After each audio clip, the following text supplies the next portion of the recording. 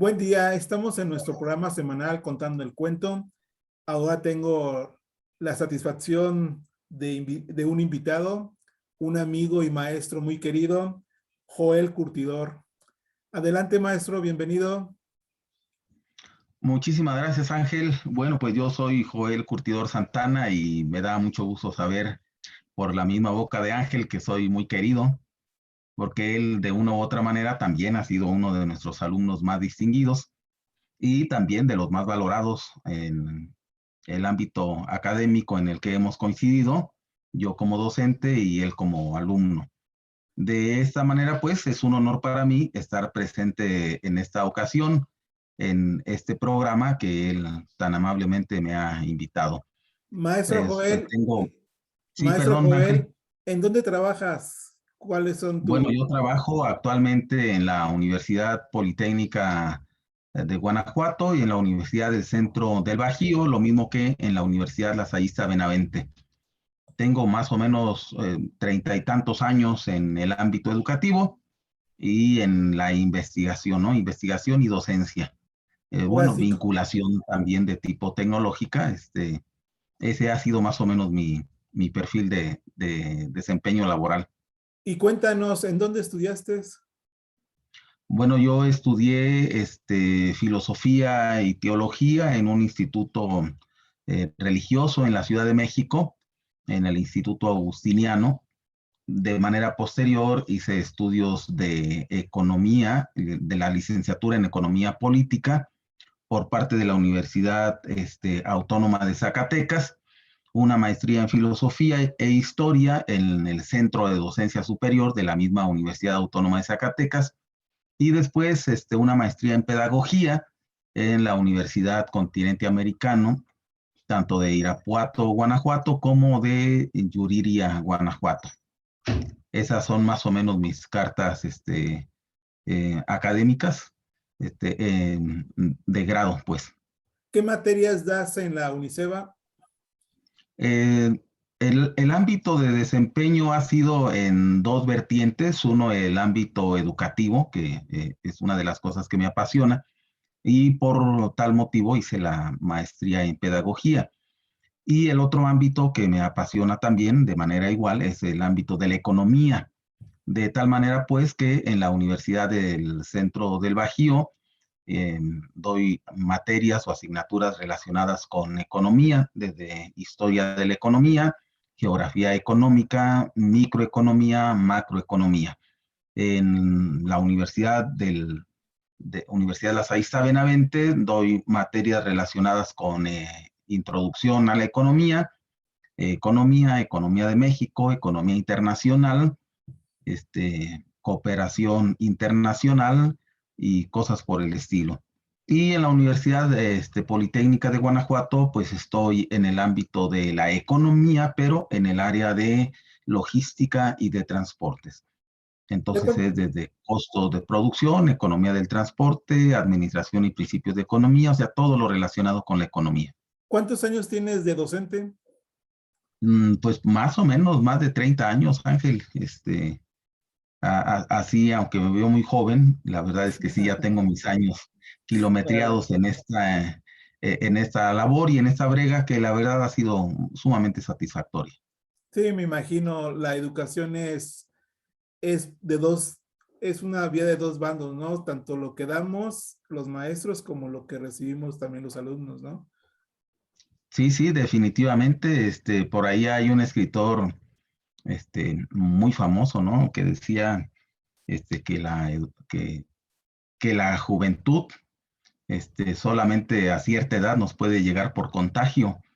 Entonces Claro, nosotros si nos dedicamos a relacionarnos con jóvenes, pues toda la vida se supone que permaneceremos tal igual, ¿no? Igual de jóvenes que ellos. claro. Maestro, este es un canal que yo quiero hacerlo de forma cultural, pero también abierto a otros temas. Por ejemplo, últimamente hemos tocado mucho el aspecto de la educación, también por la carrera que estoy siguiendo de la licenciatura en pedagogía. Y ahora quisiera hacer lo siguiente, hacer un acoplamiento entre la parte de la economía con la educación.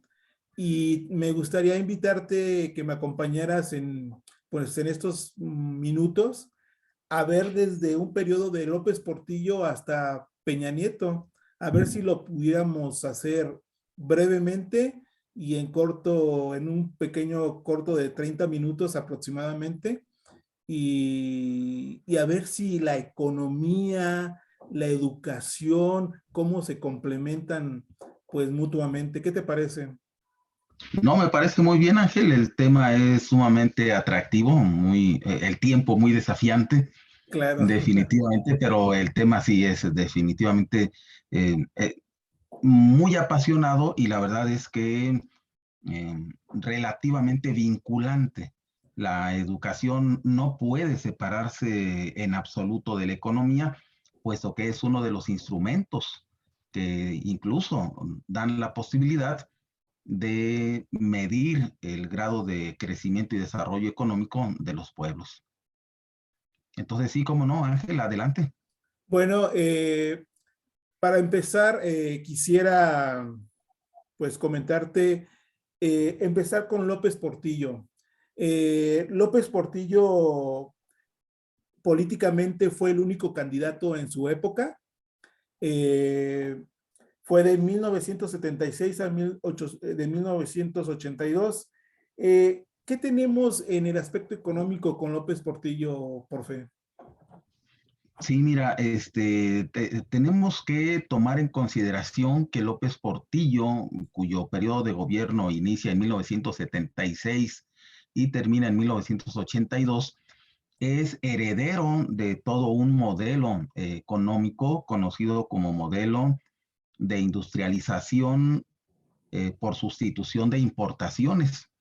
Un modelo que había iniciado por allá en los años 36-40 con el presidente socialista Lázaro Cárdenas del Río y que después, de manera posterior, aprovecharon los gobiernos desde Manuel Ávila Camacho en el 40 hasta el último que fue antes de José López Portillo, Luis Echeverría Álvarez. Luis Echeverría Álvarez gobierna del 70 al 76, José López Portillo del 76 al 82, y como te decía, con José López Portillo se concluye todo un modelo económico de sustitución de importaciones. José López Portillo recibe un país en crisis de tal manera que requiere del respaldo y asesoría del Fondo Monetario Internacional. No obstante que desde los años 40 hasta los años 60, México había sido considerado como un modelo de crecimiento económico muy sui generis, tanto que llegó a recibir el apodo de la Revolución Verde. Con Luis Echeverría Álvarez y José López Portillo se acaba ese boom de crecimiento y de desarrollo económico para nuestro país. José López Portillo recibe un país en crisis y acude al Fondo Monetario Internacional para que lo asesoren y sobre todo le presten dinero para hacer frente a todas las necesidades que en ese momento se estaban generando. El Fondo Monetario Internacional, de manera abierta, diseña para el gobierno de López Portillo un plan que contenía 3 puntos básicos y eso es lo más importante. El Fondo Monetario Internacional le dice a José López Portillo, sí, te voy a prestar dinero para que atiendas las urgencias que tienes en este momento en tu país, pero tendrás que implementar, una reforma económica llamada Alianza para la Producción, la cual trataría de refuncionalizar todo el aparato productivo de nuestro país. También, en segundo momento, le impone una reforma administrativa que al aplicarse al sector público pretendería hacer más eficientes los trámites burocráticos y con ello coadyuvar a la reforma económica que le permitiera al país salir de la crisis. El tercer elemento, Ángel, que el Fondo Monetario Internacional le impone al gobierno de José López Portillo, pues es una reforma política que pretendía complementar a las dos anteriores y con ello pues legitimar la acción del Estado.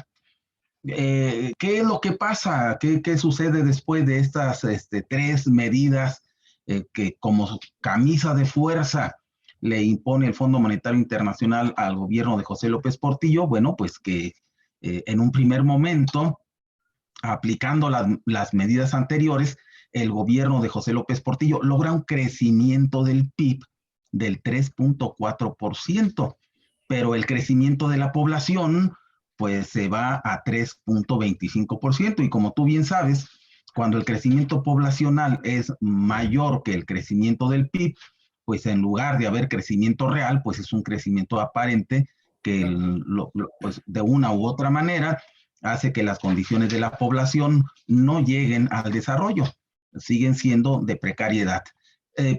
Del 78 al 81, el crecimiento de la economía en nuestro país fue del 7%, y esto originado al descubrimiento de los mantos petrolíferos que se llevaron a cabo en nuestro país.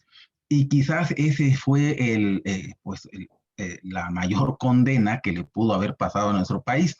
En lugar de ser una bendición, sí, decía López Velarde, ¿verdad?, que los veneros de petróleo nos los había escriturado el diablo, pues en este caso pareciera ser que era la continuidad, porque con lo anterior, el gobierno de José López Portillo abandona el programa establecido por el Fondo Monetario Internacional y refuerza las medidas de tipo proteccionista para la industria mexicana. De esta manera, en 1979, el precio del petróleo se eleva drásticamente y se descubren nuevos mantos petrolíferos en México, lo cual motivó a que la economía se volviera dependiente del petróleo. Oye, José profe, López Portillo tuvo, déjame, perdón, Ángel. déjame interrumpirte antes de pasar a, bueno, a lo que me ibas a decir. Pero, a ver, esta cuestión del petróleo se suponía que nos iba a ayudar más, ¿no? Porque pues se descubren yacimientos de muchísimos barriles, empieza a entrar dólares al país, pero ¿qué es lo que pasa con la parte del gobierno de López Portillo? Ángel, si el gobierno de José López Portillo hubiera seguido con el plan de austeridad que le había marcado el Fondo Monetario Internacional, no hubiera tenido ningún problema. México hubiera salido de la crisis e incluso hubiera salido fortalecido para tratar de iniciar un camino hacia la internacionalización de la economía, pero muy fortalecida, de nuestro país. Aquí hubo un problema fundamental, Ángel, y esto es el despilfarro. Te comento esta opinión mía de que el problema fue del despilfarro, porque José López Portillo, en uno de sus informes, dice que en México se acabaron las carencias, que ahora lo que hay que aprender a hacer es a administrar la abundancia.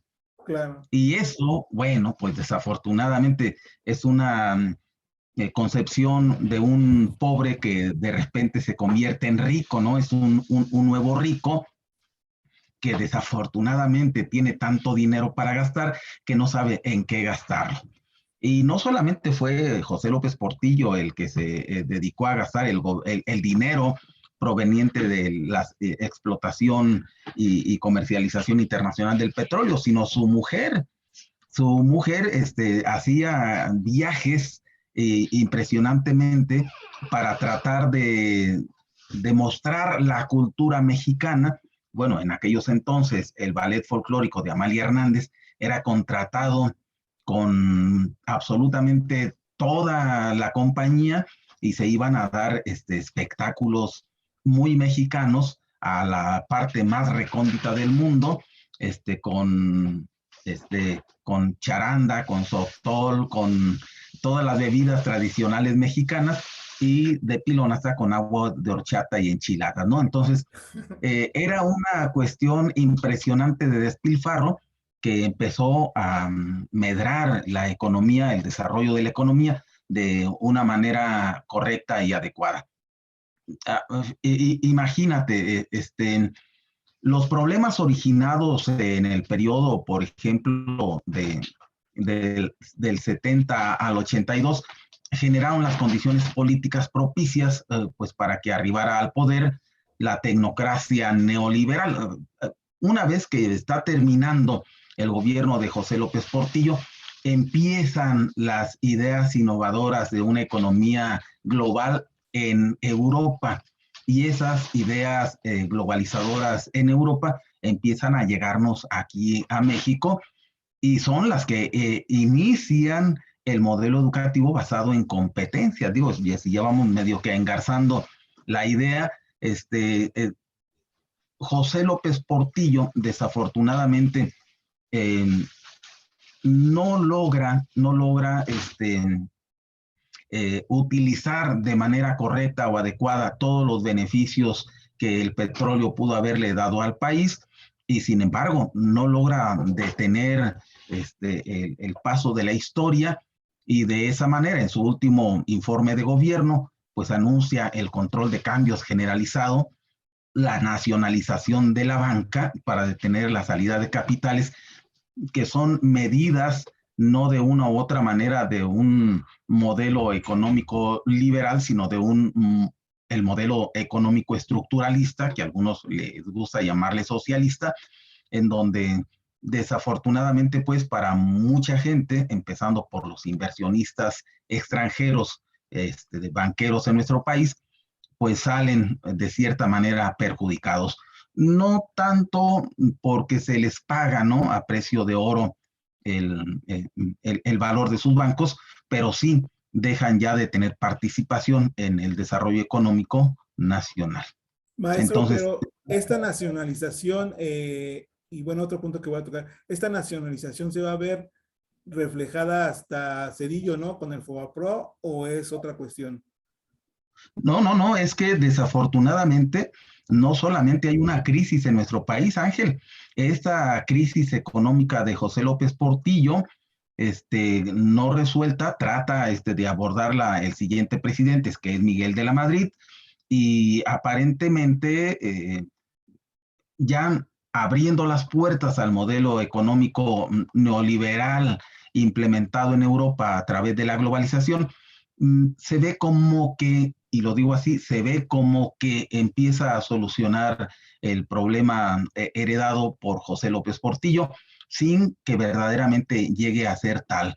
De esta forma, Miguel de la Madrid hace ciertas medidas que después va a heredar a Carlos Salinas de Gortari, y que Carlos Salinas de Gortari, así con su magia muy particular, sí, porque es el mago de las finanzas nacionales, Claro. también aparentemente soluciona, y que tampoco es tal, y llega a Ernesto Sí. Zedillo Ponce de León con el famosísimo error de diciembre, y que otra vez vuelve a descomponer todo el panorama económico de nuestro país.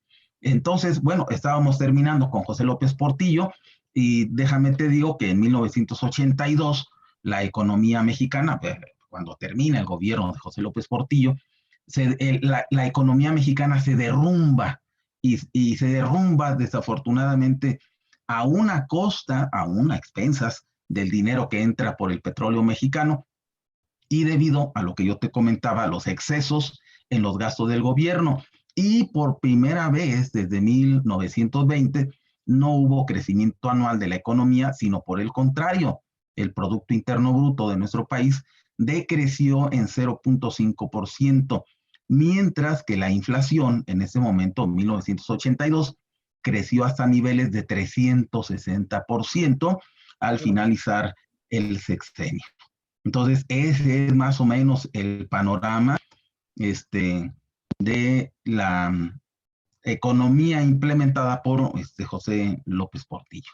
Y bueno, yo quisiera nada más agregar o que nos comentaras para finalizar esta parte, ¿por qué se le llamó a López Portillo el perro chillón? Ah, bueno, porque en uno de sus discursos, cuando estaba dando su informe de gobierno, él habló de, bueno, cuando llevó a cabo la nacionalización, dijo que las industrias extranjeras nos habían explotado, nos habían Claro. abusado, o sea que toda la inversión extranjera directa y no directa que había llegado a nuestro país había abusado de nuestra buena fe y de nuestra sana conciencia, ¿no? Y llorando, porque empezó a llorar, dijo que iba a defender al peso como un perro. Y ante esta situación de decir, defenderé al peso como un perro, y llorando, pues le pusieron el perro chillón. Sí, que desafortunadamente digo, ojalá hubiera funcionado sus medidas de nacionalización y efectivamente la economía hubiera corregido su rumbo. Desafortunadamente, pues todo lo que hizo después de que pues, incluso el precio del petróleo se desploma, pues nos vino a dejar en situaciones semejantes o todavía peores de manera nacional a como él había recibido el país económicamente hablando al principio de su sexenio.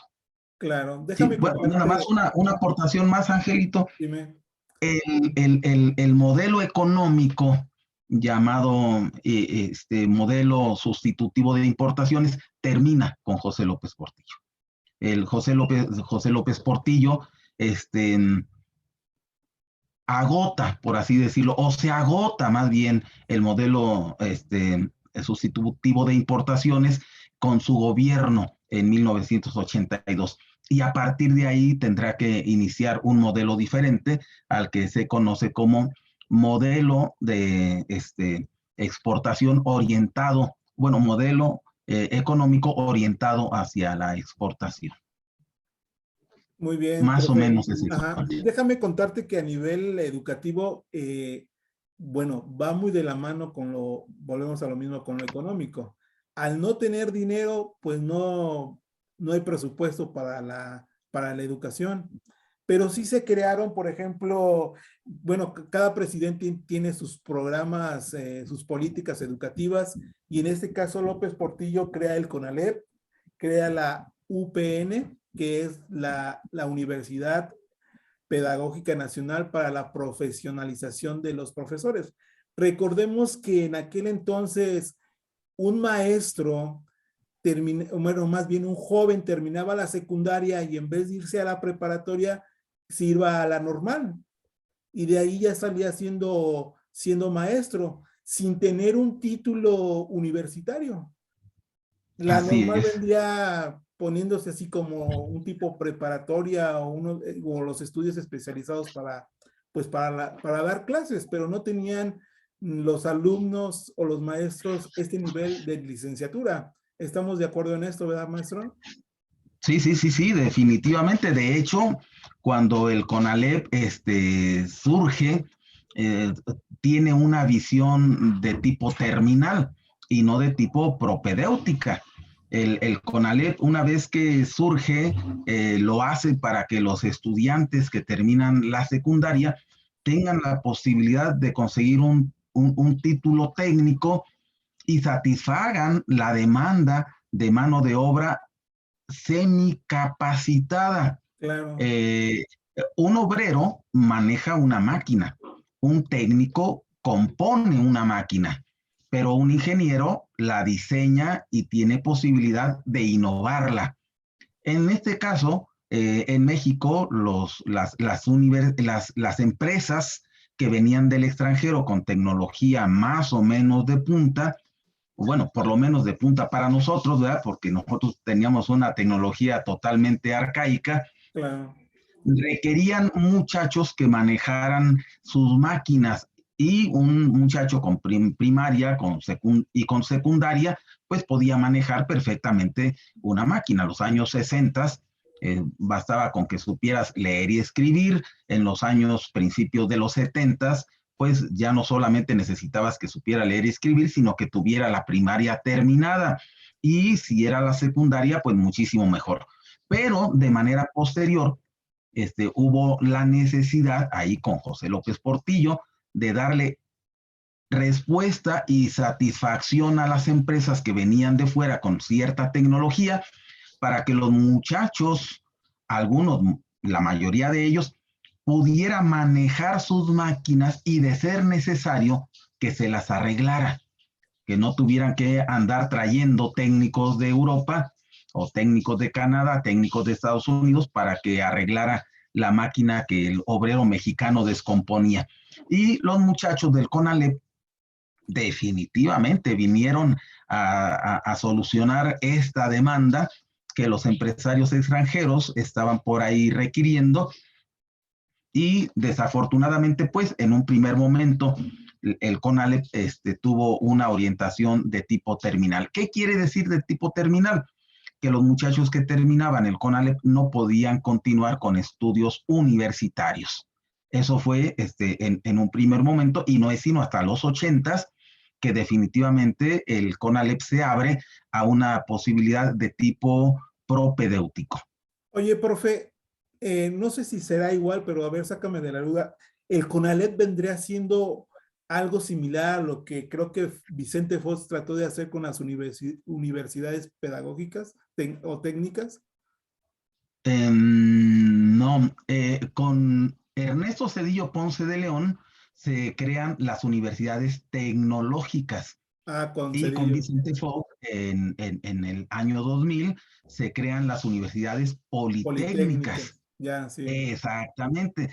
Tanto unas como otras, las tecnológicas de Ernesto Zedillo como las politécnicas de Vicente Fox, efectivamente, de manera más avanzada, Ángel, vienen a tratar de solucionar la demanda, ya no de mano de obra solamente, Ángel, sino de mente de obra exigida por los empresarios transnacionales. En Claro. un primer momento, cuando estamos hablando del CONALEP, a finales de los 70s y principios de los 80s, pues claro, con que sean técnicos es más que suficiente. Pero con Ernesto Zedillo Ponce de León, que ya es del 94 al 2000, pues ya la globalización ha estado imperando en toda Europa. Y no solamente la globalización, sino una concepción educativa, Ángel, a la que le llaman educación basada en En competencias, competencia, sí. en donde los muchachos se integran de manera total y completa a la empresa para tratar de solucionarle problemas específicos. Todavía no se habla así específicamente de modelo educativo basado en competencias con Ernesto Zedillo Ponce de León, aunque te diré que el CONALEP ya en esos años empieza a tener una especie como de profesionalización a través de las competencias, incluso con modelos 3-2, en donde unos días iban al CONALEP y otros días iban a las La empresa. empresas a tratar precisamente de desarrollar las habilidades técnicas que les eran necesarias para poder aplicar sus conocimientos. Pero el que definitivamente lleva un desarrollo educativo hacia las empresas transnacionales es Vicente Fox, con la creación de sus modelos de universidades Politécnicas. politécnicas, porque ya con Vicente Fox, todas las universidades politécnicas surgen con un modelo educativo basado en competencias, el cual tiene 3 elementos que son fundamentales: el conocimiento, las habilidades físicas o habilidades prácticas, y las actitudes, Ángel. Claro. Entonces, de esta manera, en la confluencia de esas 3 capacidades, de conocimiento teórico, de habilidad práctica y de actitud hacia la acción, entonces se genera el desarrollo de la competencia, que ya en Europa, desde la reunión universitaria en Bolonia, el ámbito educativo europeo ha determinado como necesario y urgente para que los países se vuelvan altamente productivos. Sí, entonces, sí, definitivamente en su momento de los años 70, 80, el CONALEP viene a ser una especie como de universidad tecnológica o universidad politécnica para satisfacer las necesidades del entorno empresarial. Y bueno, Digo, salvando sus diferencias. para terminar con este presidente, nada más mencionaremos que él hace un programa nacional de alfabetización con la creación del INEA, que eso sí sería muy importante porque había pues mucha falta de lectoescritura dentro de adultos, sobre todo adultos en estos años. Bueno, ¿qué te parece si ahora pasamos a Miguel de la Madrid? Yo tengo una escena de Miguel de la Madrid. ¿Te acuerdas del terremoto del 85? En Sí, cómo no, a mí me tocó él, vivir en la Ciudad de México. donde él recorre en un helicóptero la ciudad y está espantado, espantado de lo que ve. Y todavía, aún así, él decide no recibir ayuda del extranjero. ¿Cómo ves todo este periodo de Miguel de la Madrid? Pues mira, el periodo de Miguel de la Madrid desde el ámbito económico, pues ya viene totalmente influenciado o determinado por lo que está pasando económicamente en Europa y en el mundo capitalista.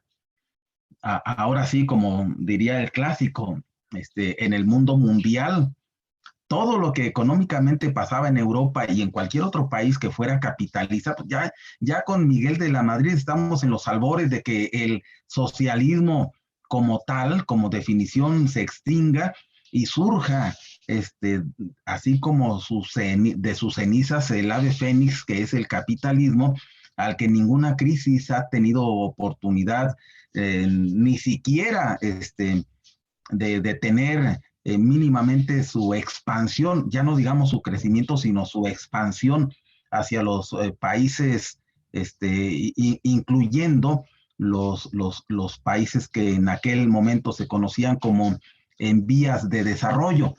Entonces, en este momento para Miguel de la Madrid se le impone un modelo al que conocemos como modelo de crecimiento hacia afuera, y que también algunas personas muy mal pensadas le colocan el mote de neoliberalismo. Y es un liberalismo nuevo, no por otra cosa, simplemente porque retoma el liberalismo clásico. Y el liberalismo clásico tiene tres elementos fundamentales, Ángel.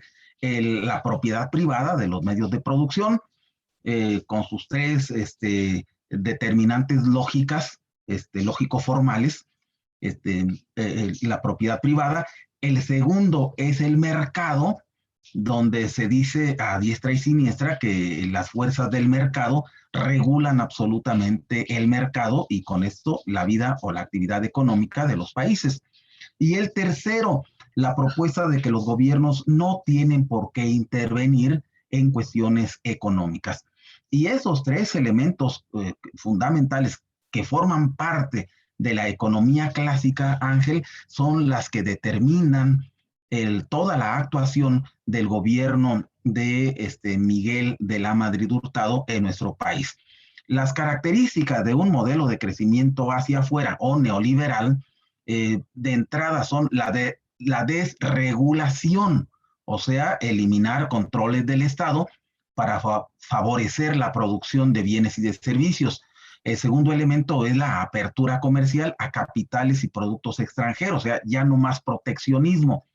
La motivación a productores nacionales a exportar, y esta es una forma muy velada de decir, abrimos el mercado para que venga cualquier empresa que quiera instalarse en nuestro país, con la cual los productores nacionales van a tener que competir, desafortunadamente, en condiciones de mucha desventaja para los nacionales en relación con los extranjeros. Otro elemento es el control de la inflación y la emisión de la moneda. Aquí cabe hacer mención que las ideas keynesianas de John Maynard Keynes, el modelo de John Maynard Keynes, deja también de ser considerado como efectivo y empiezan a implementarse las medidas monetaristas de Milton Friedman, de tal manera entonces que aparentemente con las ideas monetaristas, si regulas la masa monetaria, entonces tendrás posibilidad de controlar la inflación, aun y cuando la economía clásica nos dice que hay dos cosas de las que no te puedes salvar en el devenir económico de un país. Esto es o el desempleo o la inflación. Entonces, esos dos elementos no son posibles eliminar al 100% en cualquier economía. Bueno, otra cosa también que va a caracterizar a este modelo de crecimiento económico hacia afuera es la celebración de tratados comerciales bilaterales y trilaterales. Todavía Miguel de la Madrid Hurtado no nos mete en esos bretes, sino que le va a dejar la oportunidad a Carlos Salinas de Gortari de meternos en un tratado de libre comercio, que fue el de América del Norte, con Estados Unidos y con Canadá. No proteccionismo industrial es otra máxima del modelo de crecimiento hacia afuera. El adelgazamiento del Estado, que esto ya venía de una u otra manera proponiéndose y que José López Portillo no quiere hacer, pero que Miguel de la Madrid va a cortar de golpe y porrazo, así, de manera abrupta, la economía mixta que tenía implementada en nuestro país José López Portillo, y Miguel de la Madrid empieza vendiendo absolutamente todo lo que puede. Vuelve a reprivatizar la banca y las empresas, como por ejemplo la productora industrial del Bazas, que era una de las principales empresas productoras de papel en nuestro país, también es privatizada. Entonces, a través de la privatización de las empresas mixtas, se trata de lograr el adelgazamiento del Estado, la venta de todas las empresas y de todos los bancos. Y por último, el retiro de subsidios al campo y a los productos básicos. Todo esto son características del modelo de crecimiento hacia afuera que en su momento Miguel de la Madrid y que después continuó Carlos Salinas de Gortari, llevaron a cabo durante este periodo del 82 hasta bueno, hasta la actualidad. Angelito, te iba a decir hasta el 2000 con Fox, pero no es cierto. Este modelo sigue campeando, Sí. sigue sentando sus reales, aun y cuando Andrés Manuel López Obrador diga que el neoliberalismo ya se acabó con él y que no existe neoliberalismo, pues mira, la economía económica neoliberal sigue funcionando tan campante y tan rozagante con mucha salud en nuestro país. Yo me imagino que en este periodo no teníamos dinero o el gobierno no tenía dinero porque investigando el Plan Nacional de Desarrollo que plantea Miguel de la Madrid en la forma educativa, plantea la revolución educativa, pero dentro de esta revolución educativa no hizo ninguna escuela. Se suponía que él estaba desarrollando un plan nacional de educación, recreación, cultura y deporte, pero lo único real educativamente que hizo fue capacitar a los pocos maestros que tenía. No hay más maestros, no hay más escuelas, no hay más universidades. Me imagino que esto es debido a la crisis pasada y a la falta de dinero. Sí, sobre todo a su concepción ideológica, Ángel, porque su lema fue, uno, renovación moral. Esa fue la primera máxima que tuvo su gobierno. La segunda, que tiene que ver totalmente con lo que tú mencionas de la falta de presupuesto, implementa una política de austeridad a rajatabla, totalmente arbitraria, en la cual se reduce el gasto del gobierno, pretendiendo al mismo momento, Ángel, aumentar la recaudación. Claro. O sea, que el gobierno ya no gaste, pero que recaude más dinero. Y fíjate lo chistoso de esto, no de las empresas, sí, no de las personas físicas en lo particular. Otro de los elementos que tiene ideológicamente como medida de su actuación el gobierno de Miguel de la Madrid es la renegociación de la deuda. Hay una deuda extraordinaria que viene asfixiando al gobierno mexicano y al cual, pues desafortunadamente, no pueden detener. y tampoco el gobierno de Miguel de la Madrid lo va a realizar. Más bien le llega por ahí un no pago de los servicios de la deuda por insolvencia. Entonces, eso es algo que, bueno, de una u otra manera también es característico de su gobierno. La desincorporación de las empresas era un paso obligado y lógicamente previsible. Si no hay dinero, pero tienes empresas, pues vendiendo las empresas, tienes oportunidad de tener algún tipo de ingreso. Entonces, definitivamente, Miguel de la Madrid ha de haber utilizado la máxima aquella de que para qué son los bienes, sino para remediar los males, Claro. y se agarró vendiendo todo lo que tuvo oportunidad que pertenecía empresarialmente al gobierno de nuestro país. También determinó que el tipo de cambio tuviera que ser flexible. Eh, Anteriormente con José López Portillo, tratando, en su modelo keynesiano, de que el gobierno o apoya a las empresas o apoya a las familias, de una u otra manera, José López Portillo apoyaba a los empresarios con subsidios de gasolina, luz, azúcar, teléfono y transporte. Entonces, de una u otra manera, Miguel de la Madrid quitó todos los subsidios, tanto a los empresarios como a las personas de a pie. De esta manera, pues también impone una apertura a la inversión extranjera y de pilón, pues una nueva reforma democrática. Acuérdate de una u otra manera que ahí al finalizar el sexenio de Miguel de la Madrid, surge la postulación a presidente de la República del ferrocarril con el heredero de Lázaro Cárdenas, ¿no? De su Cuauhtémoc. Bueno, pasemos ahora a Carlos Salinas de Gortari. Yo en este periodo he de tener como unos 18, 19 años. Era algo joven y recuerdo que para mí en ese entonces Salinas era un genio. Tú dices un mago, pues así, porque estaba tanto en lo nacional como en el extranjero. Así lo veías en esta cuestión de las relaciones bilaterales con la iglesia, la reconciliación pues sí, con el Papa, con el Vaticano, reanudando ¿cómo se llama? Las relaciones. Lo veías con Estados Unidos, Canadá, haciendo este tratado de libre comercio, lo veías con los campesinos dándole el título de propiedad de sus tierras para que pudieran venderlas.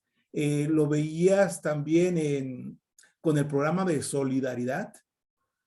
Y en ese tiempo, no sé si tú recuerdas que pues nosotros era conseguir productos japoneses, americanos, era la fayuca, era pues las cuestiones pues de contrabando, ¿no? Propiamente.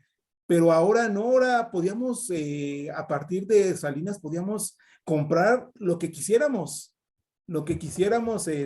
porque iban a entrar, pues, todas las empresas que nosotros conocemos como, pues, carros, televisiones, teléfonos, ya no íbamos, pues ya la fayuca ya no. ¿Cómo ves este periodo, maestro? Sí, mira, para poder darle una dimensión adecuada a este periodo que, así como tú lo comentas, suena hasta de novela rosa, ¿verdad? Lo que antes no teníamos, ahora teníamos oportunidad de tenerlo. Nada más hay que cerrar el periodo de Miguel de la Madrid Hurtado para que entendamos el contexto en el cual empieza el gobierno de Carlos Salinas de Gortari.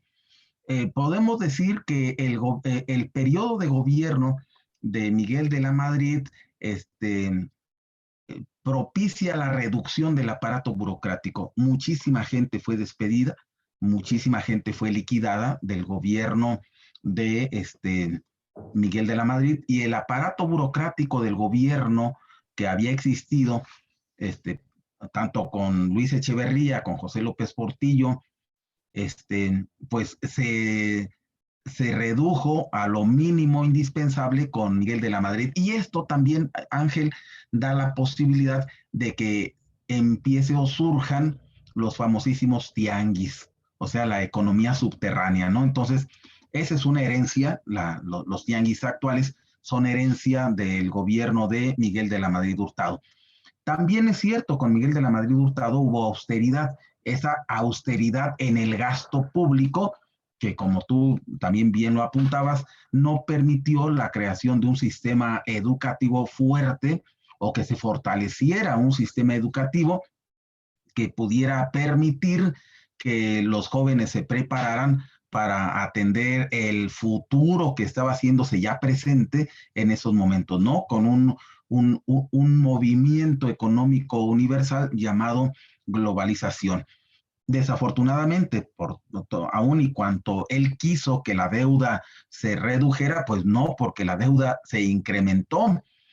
Y esto también desafortunadamente, pues porque pidió más dinero, derivado a que los precios del petróleo se derrumbaron en 2 ocasiones durante su sexenio. Y esto, todo este descontento social, Ángel, hace que el candidato bueno, Miguel de la Madrid Hurtado quiso estar bien con Dios y con el diablo en el ámbito político, en las esferas políticas. De esta manera hizo una revolución en lo político y le permitió a los partidos políticos que eran de tradición de izquierda y que estaban totalmente reprimidos, que participaran en las elecciones por primera vez. Entonces, de una u otra manera, los partidos políticos de izquierda, por así decirlo, muchos de ellos se alían, surge un partido ahí, Partido Frente Cardenista de Reconstrucción Nacional, cuyo candidato es un heredero del nombre de Cárdenas, y gana las elecciones. Pero ganar las elecciones no fue oficial, sino que solamente fue real. Y para poder recomponer esa situación de pérdida del candidato Carlos Salinas de Gortari, se cae el sistema. Se están recibiendo los resultados de las boletas electorales en el Instituto Federal Electoral y de repente se apaga la luz se va, el candidato del Partido Frente Cardenista de Reconstrucción Nacional va ganando, pero se cae el sistema y simple y sencillamente cuando vuelve la luz, pues ahora el algoritmo ha cambiado y quien empieza a ganar, pues es Carlos Salinas de Gortari, hasta que definitivamente es declarado como presidente electo porque recibió una mayor cantidad de votos. O sea, todo este tipo de cosas, Ángel, son el contexto en el que el gobierno de Carlos Salinas de Gortari se oficializa. Y Carlos Salinas de Gortari, claro, no es nada tonto. Carlos Salinas de Gortari es quizás uno de los hombres más inteligentes que han gobernado nuestro país.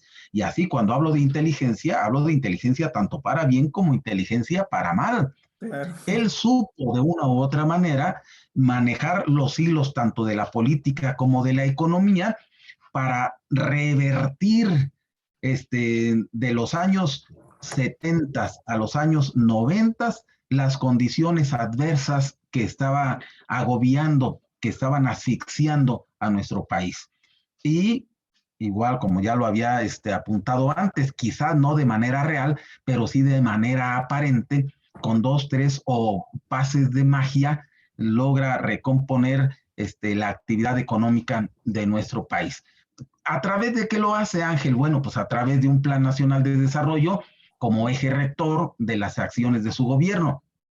Se lleva a fondo los preceptos del neoliberalismo.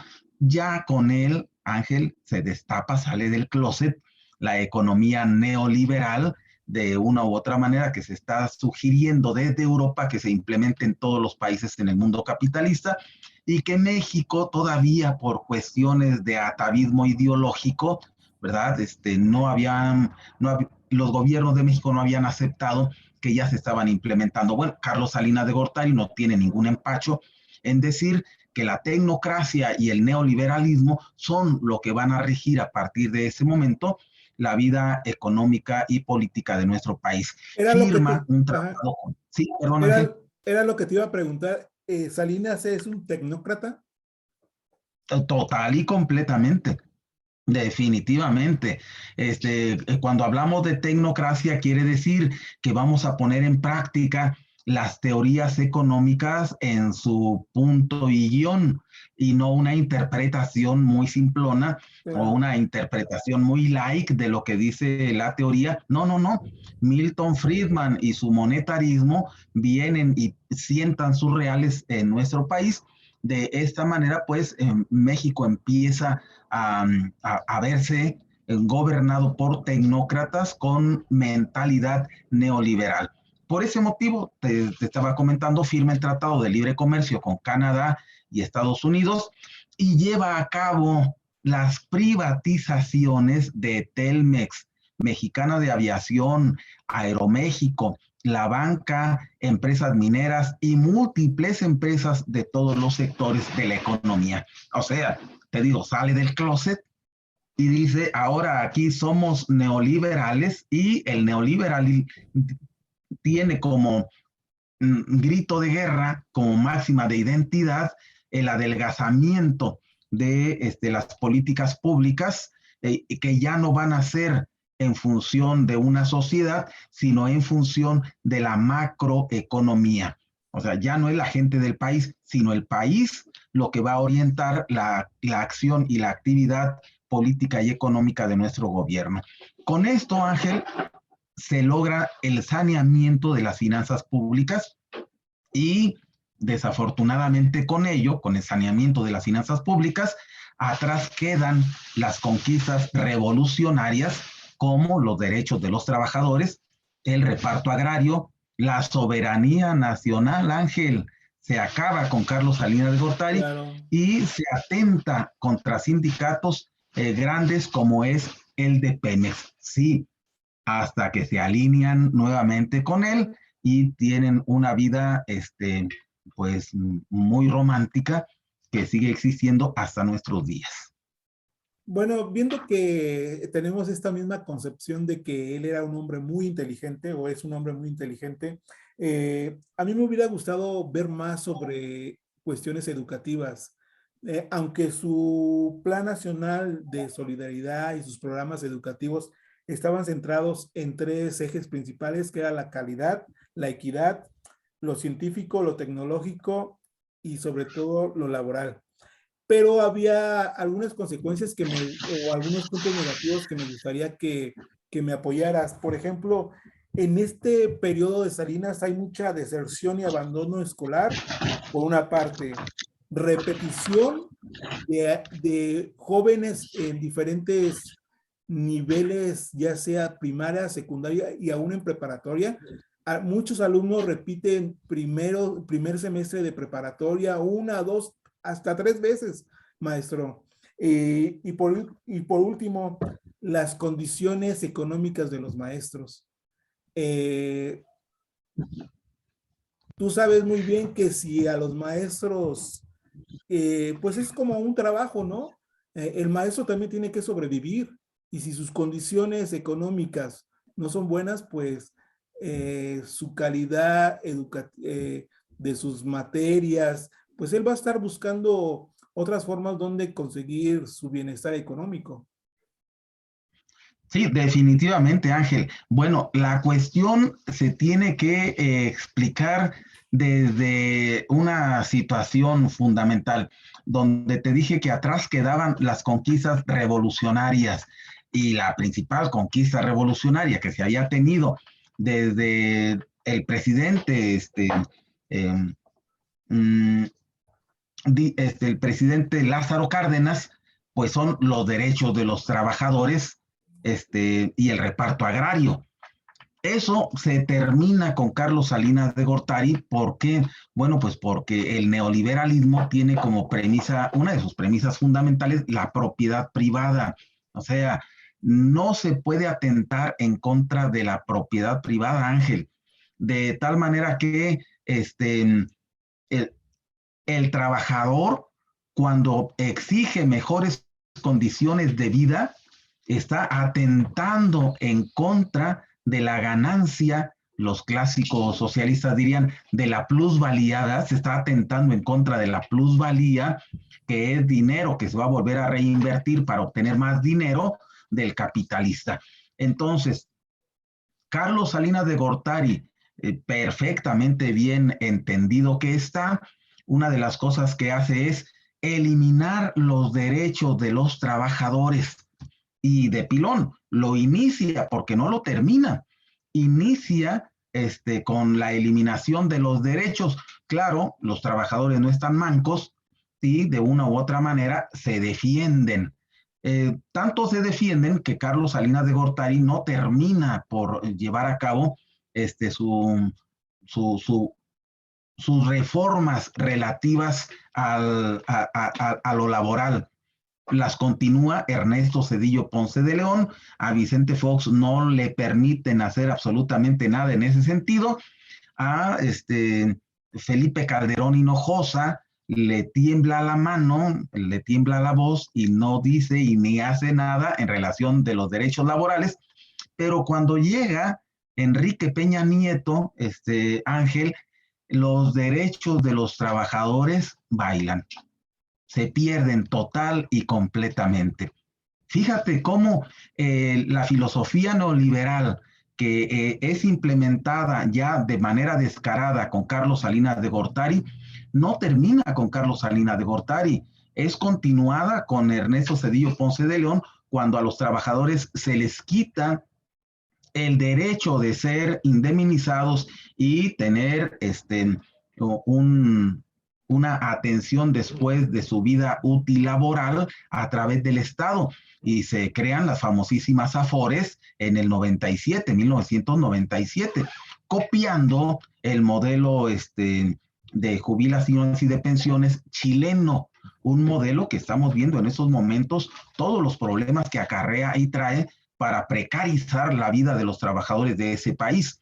Pero bueno, empieza Carlos Salinas de Gortari con terminar o con tratar de exterminar los derechos laborales de los trabajadores. Continúa Ernesto Zedillo Ponce de León, y después de una especie de receso en donde Fox no puede hacer nada, en donde Calderón no quiere hacer nada porque no quiere enemistarse con la gente, pues antes de que inicie su periodo de gobierno, Enrique Peña Nieto, ya hay gente del PAN, gente del PRI, gente del Verde, de los partidos políticos, que están dispuestos a aprobarle su famosísima reforma laboral.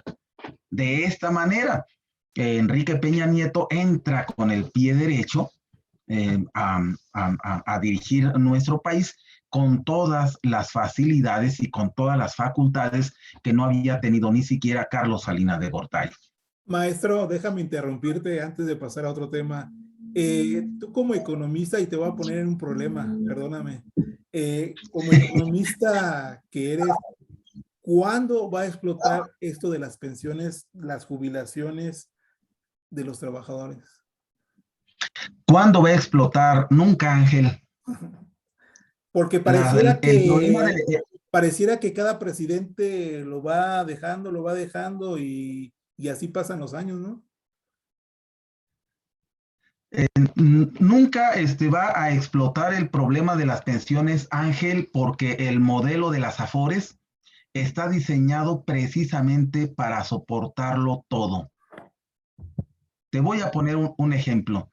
¿Tú sabes cuánto tienes en tu fondo de ahorro para el retiro, Ángel? Yo sí, bien poquito. ¿Sabes cuánto te dio de rendimiento este último mes tu Afore No, para el fondo de ahorro de tu retiro? no, eso no lo sé. Claro, la Afore es como un sueño, Ángel. Se te aparece cuando te llega el recibo de tu Afore ahí, el resultado de tu Afore, y te dice que ya tienes 250, 350, 450,000 pesos ahorrados. Ajá. Uno para vivienda y otro para quién sabe qué. La cuestión está en que tú dices, pues lo sumo a los dos y mi conciencia se queda tranquila porque ya tengo 300 o ya tengo 400. Ajá. Pero cuando llega, como hace algún tiempo, una reducción del Afore por pérdidas debido a las malas inversiones de las personas que manejan nuestros Afores, pues ahí te llega el resultado, el resumen, y te dice que de 200 o 300 mil pesos que tú tenías, ahora ya nada más tienes 80, 70 o 50 mil. O incluso en el peor de los escenarios que ya no tienes nada. Pero te llega una carta diciéndote que no te preocupes, que en la medida en que las inversiones de las Afores vaya teniendo rendimientos positivos, tu ahorro se va a ver nuevamente recuperado. No Pero, te dicen, ajá. Pero, profe, no te dicen, ¿qué hace una persona con 100,000 pesos? no, es que no es el problema de que haga o no haga con 100,000 pesos, Ángel. El problema es que ya no tienes dinero en tu cuenta. Pero la cuestión es esta, ¿te interesa? ¿Quién ha demandado a una Afore? Nadie. Nadie. ¿Quién le ha pedido a una Afore que le regrese el dinero que tenía en su cuenta y que los de la Afore invirtieron mal? Y por tal motivo de un dinero que tenía, ahora ya no lo tiene. Nadie, Ángel, nadie lo hace. Claro. ¿Qué va a pasar el día de mañana? Que con 100,000 pesos, que van a decir, bueno, la persona tiene 65 años, vamos haciéndole su estudio, ¿cuántos años más va a poder vivir? Claro. Y entonces si son 10 años los que creemos que va a poder vivir todavía, esos 100,000 pesos se los vamos a repartir en 10 años. Y ya. Entonces le vamos a dar una parte proporcional de su ahorro, porque eso fue lo que ahorró. O sea, él tenía la obligación de ahorrar más, pero como no ahorró más, pues eso es lo que le va a tocar. Claro. Esa es la Afore, Ángel, pero nadie, absolutamente nadie en nuestro país parece darse cuenta de eso y lo peor es indiferente a toda esa situación. Claro. Por tal motivo, el Afore es un sueño al que hacemos referencia cuando nos llega nuestro recibo, lo metemos al cajón de los recuerdos y ahí se queda durmiendo el sueño de los justos. A nadie le interesa. Por tal Claro. motivo, no va a explotar. Ha explotado en Chile en estos días recientes, Ángel, en estos meses recientes, incluso un poquitito antes de la pandemia, ha explotado en la situación de las Afores y cómo los trabajadores chilenos, aún ya cuando tienen su pensión que les están entregando, no son capaces de poder vivir con ella, pero tampoco pueden hacer nada más que salir y manifestarse en las calles, en las plazas, y que el gobierno, como en este caso el de Piñera, les reprima con chorros de agua, con el químico ese que si te cae te da comezón o te arde, y por tal motivo te tienes que retirar de ese lugar a bañarte. Claro. Entonces, no va a pasar, en México no va a pasar, creo, ¿verdad? Salvo que algún intelectual por ahí encabece una cruzada y entonces empiece a hacer conscientes a los mexicanos de que lo que les están haciendo pues es algo que no debería de estar permitido por la ley porque les perjudica en su futuro. Así es. Pero mientras tanto, vamos a seguir exactamente igual, Angelito. Gracias, maestro. Pasando a Cedillo Ponce de León, maestro, te voy a hacer 3 preguntas. ¿Fue un buen presidente? ¿Fue un presidente pasivo? Y la última, él como economista nato, Cedillo, hizo lo que tenía que hacer en cuestión económica. Híjoles, las tres cosas yo te las respondería que sí, Ángel, pero la cuestión no es así de fácil, ¿no? De que sí o de que no. Digo, porque pareciera ser que la lógica formal nos soluciona la vida, si la observamos. Entonces, de que si fue un buen presidente, sí, sí fue un presidente con muchísimos errores, y sobre todo fue un buen presidente porque hizo, digo, si se lo preguntas al Fondo Monetario Internacional, al Banco Mundial y sobre todo al gobierno norteamericano de ese periodo, te va a decir que no solo fue un buen presidente, sino que fue un excelente presidente. ¿sí?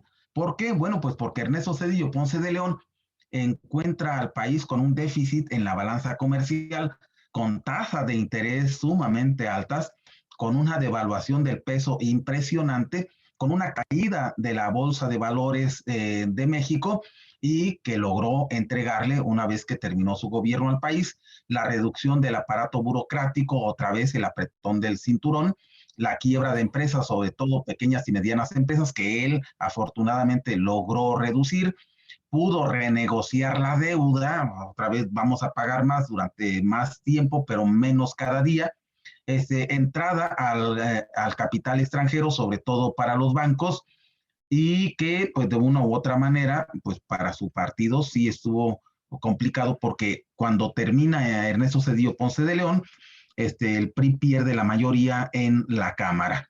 Lleva a cabo reformas que hacen posible la creación del IFE como organismo autónomo, y pues sí, desafortunadamente en el 2000 pues pierde la presidencia. Aquí hay una cosa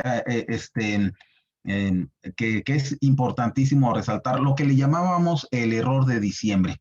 Era lo que, a ver, permíteme, era lo que te iba a preguntar. Como diría el filósofo, ¿qué fue primero, el huevo o la gallina? Aquí, quién fue el del error de diciembre? ¿Salinas o...? Los dos. Tuvo un padre y una madre, o bueno, tuvo dos padres, Carlos Salinas de Gortari y Ernesto Zedillo Ponce de León. Ambos fueron los gestores o los progenitores del famosísimo error de diciembre en 1994.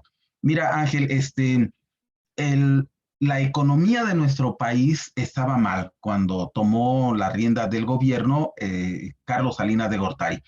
Carlos Salinas de Gortari congregó a los agentes de la economía de nuestro país, y los hizo sentarse a dialogar para que la economía de nuestro país ya no siguiera sufriendo. Entonces, aparentemente de manera coercitiva, todos los agentes empresariales, los agentes del gobierno y los agentes de las familias, se pusieron de acuerdo y decidieron dejar las cosas en paz y empezar a trabajar de manera conjunta. Entonces, te digo, aparentemente él solucionó el dilema de que si ganaban más los empresarios y que si los trabajadores querían ganar más y que si el gobierno quería cobrarles más impuestos. Como que armonizó las relaciones económicas entre empresas, gobierno y familias, y las cosas empezaron aparentemente a funcionar. Desafortunadamente, la economía es cosa no de buenas voluntades, no de buenas intenciones, de tal forma que la inflación en nuestro país estaba desbordada, estaba desbocada la inflación. Un bolillo te podía costar en ese momento 4,000 pesos, Ángel, un bolillo. De esta manera, bueno, y nosotros ganábamos en 100 mil pesos, ¿no? Los que trabajábamos en ese entonces nos pagaban éramos 800 millonarios, mil, ¿no?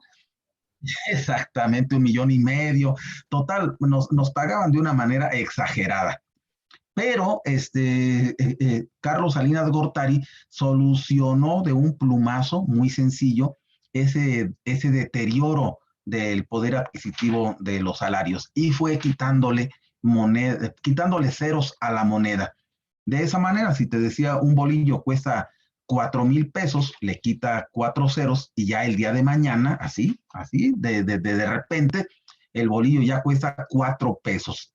Y entonces da la apariencia de que la economía ya se compuso. Yeah. Así fue las medidas de política económica que implementó Carlos Salinas de Gortari, de tal manera que cuando llega el 1994, bueno, pues, habría también que tomar en consideración lo de el famosísimo asesinato, ¿no? Del candidato presidencial. Pero bueno, la cuestión es que cuando llega ya el 1994 y gana la presidencia el sustituto del asesinado, ¿verdad? Muere Colosio y designan, así como que a ti te tocó la lotería y le toca a Ernesto Zedillo Ponce de León, que fue el sustituto, pues la economía realmente no está solucionada.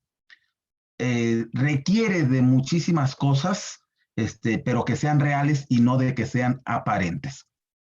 Ernesto Zedillo, entonces, junta a los empresarios en diciembre de 1994 en un local, por ahí en un lugar, y les dice que los mandó llamar porque pues se suponía que cada 6 años había inflación y había devaluación, pero que ellos estaban diciendo, tanto Carlos Salinas como él, que en esta ocasión no iba a haber esos dos fenómenos, ni inflación ni devaluación de nuestra moneda, pero que él los llamaba ahí para indicarles que pues sí iba a haber devaluación, que por favor tomaran sus previsiones como empresarios para que consiguieran la mayor cantidad de dólares que les permitiera sortear el fenómeno que se iba a presentar en días siguientes.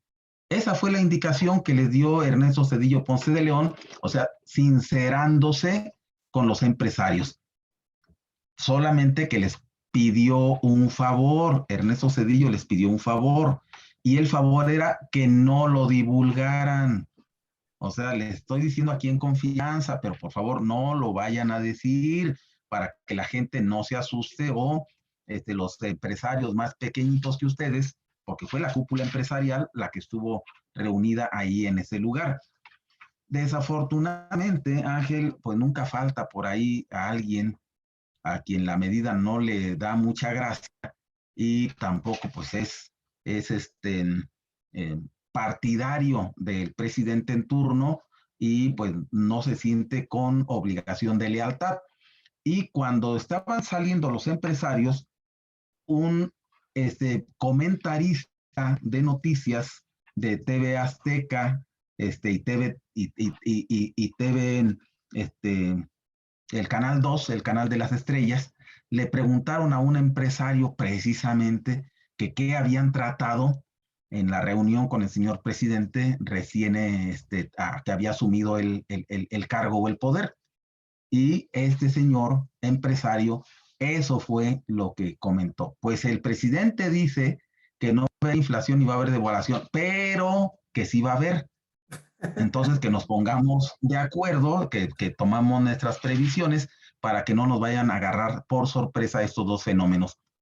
Eso fue suficiente, Ángel. Al día siguiente, los índices inflacionarios y de devaluación se habían escalado a niveles insospechados. O sea, ni siquiera hubo posibilidad de unos días más para que el gobierno se acomodara o se ajustara ante su periodo de gobierno. No, no, no. Al día siguiente, los mercados y la inflación amaneció desbordada. A eso es a lo que de una u otra manera se le conoce como el error de diciembre. Entonces, una indiscreción por parte de Ernesto Zedillo Ponce de León antes de iniciar su gobierno ya de manera ejecutiva formal y pues las condiciones de apariencia que solventaban a la economía mexicana con Carlos Salinas de Gortari. Los dos tuvieron que ver. Y fíjate, tristemente, esto se refleja también en la cuestión educativa, como lo estamos diciendo. Eh, Como todos los presidentes tienen buenas ideas, buenas iniciativas, ponen sus programas con base, en este caso Zedillo, tenía 3 puntos que era la educación básica, la educación de los adultos y la educación medio, superior y superior. Pero al final de cuentas, qué triste porque en su programa Progresa, que es el antecesor de Solidaridad, eh, la educación queda dentro de ese programa de Progresa, ya no como un tema principal.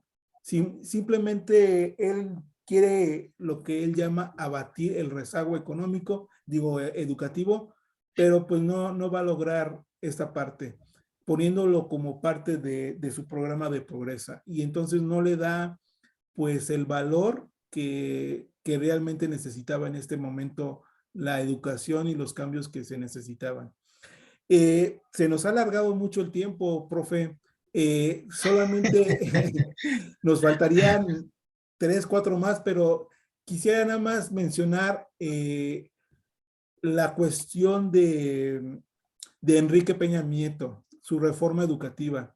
Muchos hablan de que su reforma educativa fue una cuestión simplemente laboral y no una reforma educativa propiamente.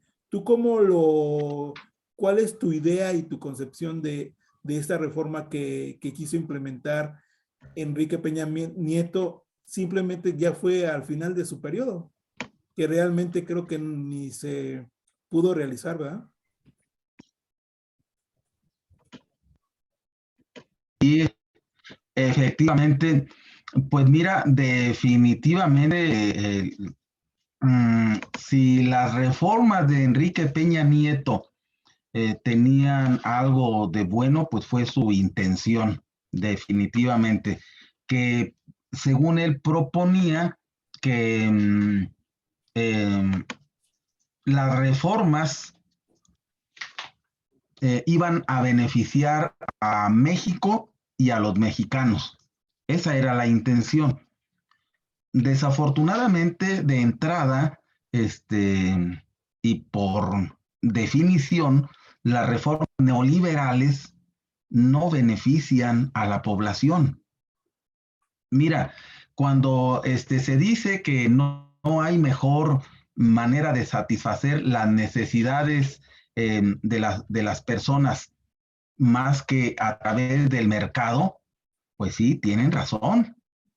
Sí, el mercado de una u otra manera es la mejor forma de satisfacer necesidades de la población, pero de libre mercado, Ángel. Claro. El problema es que desafortunadamente no hay libre mercado. Enrique Peña Nieto nos dijo que la reforma energética, por ejemplo, iba a traer iba a traer una competencia, iba a haber muchísimos productores, iba a haber muchísimas calidades, iba a haber muchísimos precios, de tal Precios manera que nosotros bajos. podíamos elegir entre todos ellos los que nos dieran una mejor satisfacción de nuestra necesidad y para nuestro servicio. Desafortunadamente no fue así. Los productores, bueno, los concesionarios de petróleo y de gasolina en México se ponen de acuerdo, cooptan el mercado, lo controlan y los únicos perjudicados somos los mexicanos, los que todos los días tenemos que comprar gasolina para echar a andar nuestro automóvil. La reforma educativa fue semejante a esto, Ángel. El gobierno de Enrique Peña Nieto pretendió quitarle el control a los sindicatos para el manejo de la educación en nuestro país. El CENTE, el Sindicato Nacional de Trabajadores de la Educación, es un ente, todavía aún hoy, es un ente todopoderoso. Bueno, que Que si diremos que si se hubiera logrado plenamente eso, sería un punto muy grande a favor de Peña Nieto, ¿no? Lo que pasa Quitarle es el que Peña control. Nieto no tenía la intención de una reforma educativa, Ángel. Tenía la intención de quitarle el control educativo al grupo de personas que lo ostentaba, pero con la intención no de mejorar la educación, sino de mejorar las arcas económico nacionales. El gobierno a nivel nacional, Ángel, gasta muchísimo dinero en educación. El único que en este momento no ha destinado una mayor partida a cuestiones educativas, pues ha sido Andrés Manuel López Obrador. O sea, Peña Nieto destinaba una cantidad muy buena, muy considerable a la educación y pretendía que los maestros en determinado momento dejaran de ser trabajadores del Estado, dejaran de ser trabajadores de algún ámbito de gobierno municipal, estatal o nacional, y que los maestros, como ya existe en muchísimas universidades y escuelas privadas, sean prestadores de servicios profesionales. De esta manera, si todos los maestros nos convertimos en prestadores de servicios profesionales, nos convertimos en no trabajadores, Ángel, sino prestadores de servicios profesionales. Entonces, Claro. ¿quién te va a dar salud? ¿Quién te va a dar vivienda? ¿Quién te va a dar? Nadie, Tú porque tú eres mismo, la única tú persona mismo. que tendrá que buscar la forma de conseguirlo por tus propios medios. De esta forma también se pretendía con Enrique Peña Nieto la privatización de la educación, y eso muy poca gente lo toma en consideración, e incluso encontró las señales de que por ahí iba la cuestión. Un sistema educativo como en Estados Unidos o un sistema educativo como en Chile, en donde si tú quieres estudiar educación superior, bueno, desde la educación básica, tienes que pagar. Y si no tienes dinero, no te preocupes. Así como se te da una casa, así como se te fía un automóvil, pues así se te puede fiar la educación para que una vez que tú ya egreses y puedas trabajar, pues pagues poco a poquito lo que te prestaron para tu formación académica. Entonces, Enrique Peña Nieto hizo una reforma pensando en poner las bases de una conversión en el ámbito educativo capaz y suficiente de llevar a la privatización a todo el sistema educativo mexicano. Y ahí fue donde le falló. Imagínate, las evaluaciones, las evaluaciones eran buenas, Ángel, tenían una pinta de que los maestros efectivamente nos preparáramos lo Claro, suficiente y lo adecuado para poder estar adelante de un grupo y poder enseñar. claro. La cuestión es que te metías a, o sea, no te iba a preparar para que tú fueras mejor, te iba a preparar para que tuvieras la posibilidad de permanecer en el sistema, o sea, en el sistema de ser profesor del Estado, ser profesor del gobierno federal. Entonces, el que tú aprobaras o no aprobaras tu evaluación, te permitía seguir en el sistema o dejar de estar dentro de él. ¿Cuál era la cuestión ahí maquiavélica? Que las respuestas de los exámenes nadie las conocía. Salían los resultados y te decían no idóneo. Sí, no idóneo, pero ¿por qué? No sabías por qué No, exactamente. no idóneo. Simple y sencillamente no contestaste correctamente. Oiga, vi la pregunta, pero no vi la respuesta. ¿Cuál era la respuesta correcta? Y cuando algunas personas dedicadas a la investigación educativa empezaron a desentrañar esa telaraña, pues resulta que todas las respuestas eran incorrectas en los exámenes de evaluación, de tal manera que podían dar como idóneo o no idóneo a los que ellos consideraban Claro, adecuados. O claro. sea, Ángel, era una opacidad en el manejo de la evaluación de la educación, o sea, de los maestros, porque no pretendían que nosotros estuviéramos mejor capacitados, sino que pretendían clasificar quiénes sí y quiénes no podrían permanecer en el sistema de nómina a nivel nacional y a nivel estatal. Claro. Esa era una cuestión, Ángel, pues, que iba a permitir que en un futuro la educación en México pudiera transitar hacia el ámbito privado. Eso Maestro, es la apreciación que tengo yo.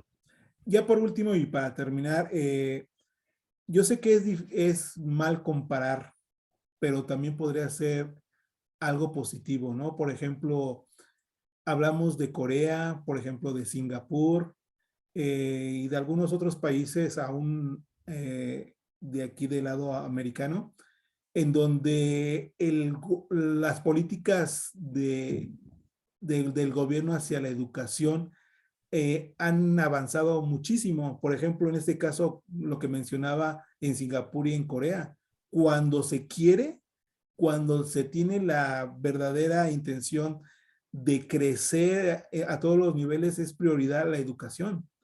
¿México tendrá realmente esta posibilidad o estamos atorados? Mientras las políticas educativas sigan por el lado que van, Ángel, no solo las de Peña Nieto, sino las actuales, pues se sigue haciendo lo mismo con lo mismo, pues vamos a obtener los mismos resultados. Yo no le veo en este momento a la política educativa del actual gobierno una ni intencionalidad siquiera de ser distinta para mejor.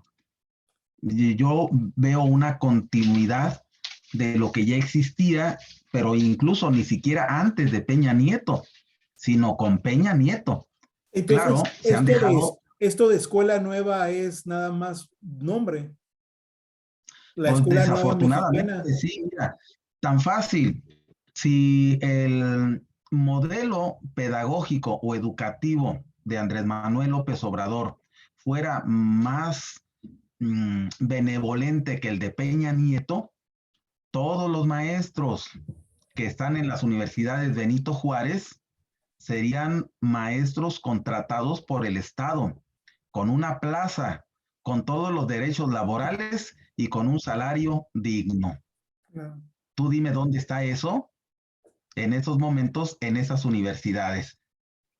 Entonces, si para muestra basta un botón, si los trabajadores de Andrés Manuel, de las escuelas Benito Juárez, de las universidades públicas, no son capaces de reconquistar sus beneficios laborales, pues los que no pertenecemos a esas instancias, menos.